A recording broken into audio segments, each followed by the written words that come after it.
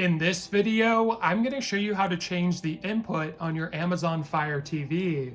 So the easiest way to do it is to actually just scroll over to inputs here, and from here you can select any of the HDMI's antenna or media player in order to access it. Now another way you can do it beyond selecting that is to press the settings button on your remote, and from here you can scroll down and go to inputs, and this is where you can select the input as well. So let's go with HDMI 1 because I have a PS4 connected. Now, one of the interesting things about this is when you go to these inputs, you actually have different settings for picture mode.